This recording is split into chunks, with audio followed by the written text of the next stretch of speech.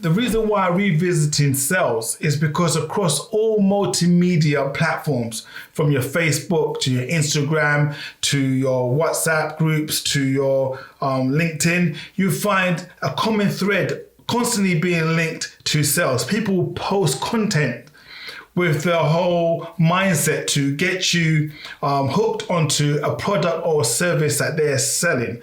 So individuals have never been more engaged in the whole sales conversation. So I just wanted to put some clarity out there and have a little bit of fun with you in the process as we draw parallels from the classic film Star Wars: A New Hope. I think that was episode 4. That scene when the droids are being sold to Luke, and in there you'll find quite a few jewels of wisdom that will help you explore the art of selling. As we see firsthand, the wisdom of R2-D2, the first droid salesman.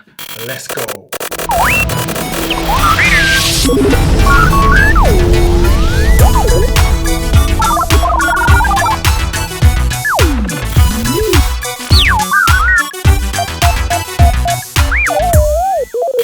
Hi everybody, it's Sam for another video for the 140 rule. We're all about that concise thinking, being and doing to achieve our biggest, brightest, boldest goals. The bulk of the activity when it comes to sales takes place way before the actual transaction occurs. This is where you have to do your research. Who is your ideal customer?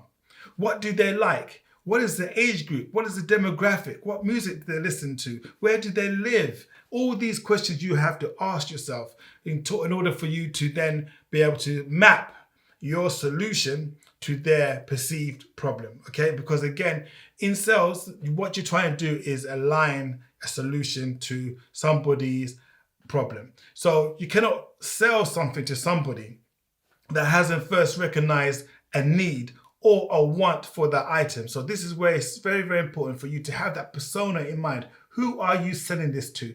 Who are you pitching this to? So in that scene on Tatooine, when the droids R2-D2 and CP3O, they're being sold to Luke and his uncle. If you follow the dialogue, what is actually happening here? When you have an item to sell, are you standing there by yourself? Are you the only person selling? No, there are other people selling with you. Okay, so how are you standing out from the crowd? That scene is pivotal because R2-D2 was making noise, the right sort of noise for attention. You see, when you have a message that is so powerful and you believe in whatever it is that you are selling can help somebody on their journey, you have a duty to make noise. You have to be animated. A lot of people struggle in sales because they are not animated. They're not active and authentic. There's no point in you selling something that you do not believe in. R2-D2 knew he had to sell that message. He had to be in the company of Luke Skywalker in order for that message to be received. So therefore, he was not only selling his services to Luke in that moment, he also had a product which was the actual message. So a lot of us are selling a combination of products, okay, and expertise, okay, services for something. And so many times in sales, we get frustrated whereby a customer hasn't purchased from us straight away. We end up neglecting them. We start thinking negatively about ourselves. Maybe we're not good at selling. Maybe our product is not correct. But also got to take a look at the cycle. When do people tend to buy within the industry that you're in? If it's fashion, are you trying to sell winter attire in summer? We've got to take a real closer look at what you're selling and the time frame in which you are selling it, because there's a lot to be said for getting the timing right. And so you have to remain buoyant. You have to remain confident throughout the whole sales cycle, which I told you in the beginning, the bulk of it is not the actual transaction. The heavy lifting takes place right at the beginning when you do your research. R2-D2 was very clear in what he was selling. He had a very important message that was passed on to him by Princess Leia.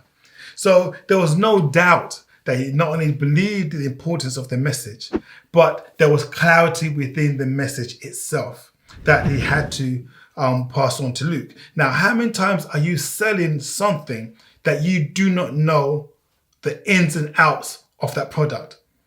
This will come out when you're doing a demonstration, when somebody asks you a question that you cannot answer. You need to be immersed in how your product operates, not only just how it works in the usual way of operating, but the alternative ways for you to achieve functions out of your product you also need to know. That means you have to have an in-depth knowledge of products. Again, when people don't understand your product or know that you don't understand your own product, they never buy. Really reflect on that for a second. Have you actually bought something where a salesperson doesn't know how it operates, or you don't get the product?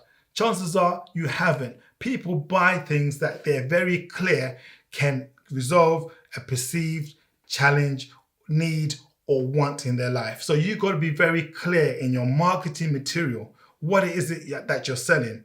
Have you got metrics to prove that these are quantifiable benefits that can be achieved? Some soft benefits, some hard benefits. Have you got that data at hand so somebody can actually say, okay, fine, if I was to buy this product, I know, I'm confident that my problem, want, need is gone. Are you? Chances are, if you're struggling to make sales, you need to go back and rethink the answer to that question. Let's also explore your mindset when you're selling. How do you view your customer? Do you have a paternalistic view on the customer, i.e., I know what's right for them? Wrong, you don't know what's right for your customer. The customer is always right. They know what's right for them. Without your market research, without your surveys being done on what the customer truly wants, you cannot answer this question. So the paternalistic view always leads you down the wrong path to making a sale. Don't think paternalistically about your customer ever. Be like a friend to your customer. Share their problem, share their want, share the need. And that is the way that you're going to build a closer alignment and a closer relationship with the customer and secure that sale. Once you distance yourself from that relationship, i.e., I know what the customer wants and needs, we're doomed. You need to be empathic. Okay, put yourself in the position of the customer at every opportunity. What would you be thinking? What would you be requiring if you had that problem, want, or need?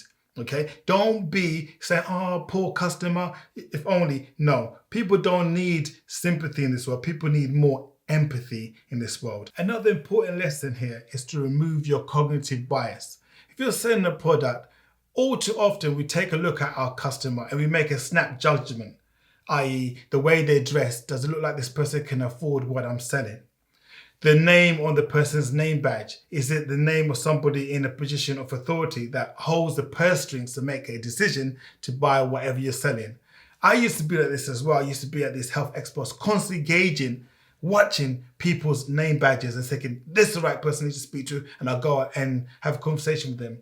But I've come to realize that that is not the way forward. You have to treat everybody as an individual because they all come with their own unique wants and needs, and you do not know until you engage with them their connection with somebody that has the decision-making power within the organization or within their home. So please look at somebody with a very neutral and curious mind.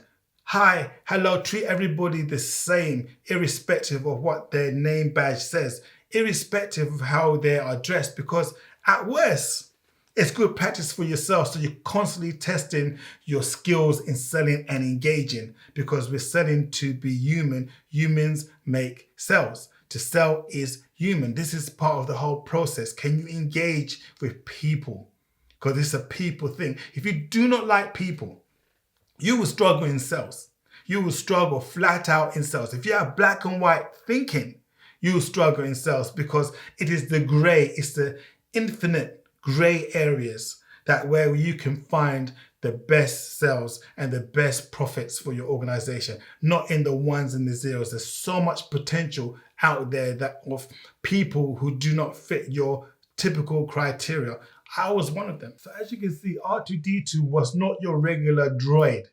He was skilled in the art of selling. He knew how to sell that message. Imagine you are R2-D2 next time you're in a meeting. Next time that you're out selling or canvassing your services or your products. Think like R2-D2. You have a very, very important message. You have a very, very important product. How can you then convince somebody else that they should purchase your items, your service, or your goods? How? Okay, you have to remain active. You got to be authentic. You got to be buoyant, and you have to have clarity. This is the wisdom of R2-D2, the first droid salesman. All of this means nothing if you don't apply and share. Each one, teach one. This has been Douglas Hamadishe for the 140 rule. I'm out.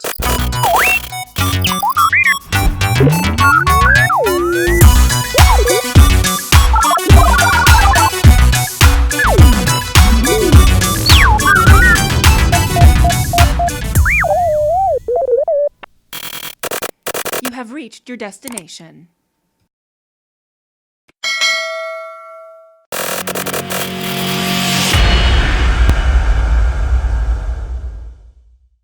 Don't forget to check out my brand new podcast with supplements, complements, and enhances the 140 rule. It's a Mic Drop Club podcast out every week, and in there I'll be sharing with you my best insights and becoming a bit more personal so that you can interact with me in a far more real-time scenario.